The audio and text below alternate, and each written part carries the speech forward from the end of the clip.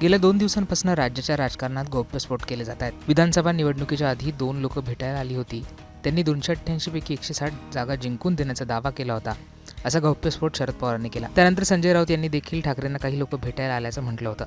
या सगळ्यानंतर आता वंचित बहुजन आघाडीचे प्रमुख प्रकाश आंबेडकर यांनी पवारांवर निशाणा साधलाय. किती खोटं बोलावं यालाही मर्यादा असते, असं प्रकाश आंबेडकर म्हणालेत. प्रकाश आंबेडकरांनी पुण्यात पत्रकारांशी संवाद साधला. त्यावेळी ते बोलत होते. वंचित बहुजन आघाडीने याबाबत पोस्ट देखील केली आहे. प्रकाश आंबेडकर म्हणतात, शरद पवारांना दिल्लीत 2 लोक भेटले.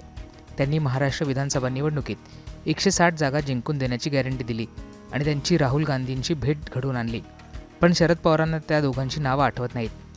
किती खोटं बोलावं यालाही एक मर्यादा असते. राहुल गांधी हे विरोधी पक्ष नेते आहेत. त्यांच्या भेटीला कोण येतं जातं याची नोंद नेहमी घेतली जाते. ज्या दिवशी शरद पवार भेटायला गेले त्या दिवसाचं रजिस्टर पाहिलं तर त्यांच्यासोबत गेलेले 2 लोक कोण होते हे समजू शकतं. सामान्य माणसाला तुम्ही फसवू शकता, पण राजकीय कार्यकर्त्यांना फसवणं शक्य नाहीये, असं आंबेडकरांनी म्हटलंय.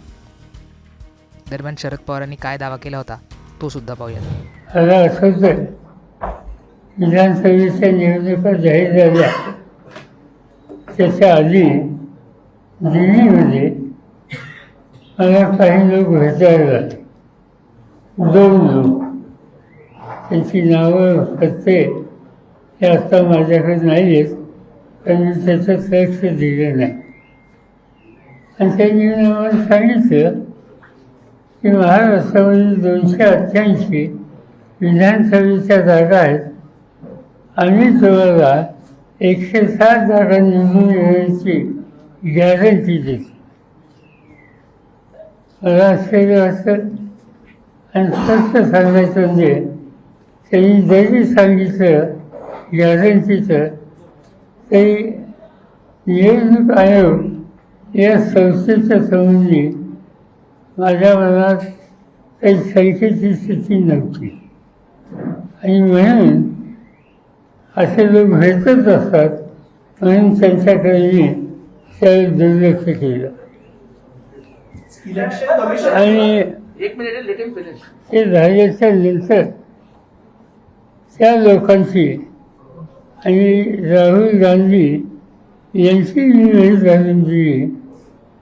त्या लोकांना जे काही म्हणायचं होतं ते राहुल गांधींच्या समोर म्हणलं.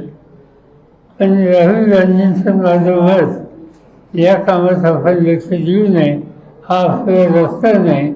आपण लोकांच्याकडे जाऊ आणि लोकांचा पाठिंबा मिळेल कसा होईल हा निर्णय आम्ही घेतला आणि त्याकडे दुर्लक्ष.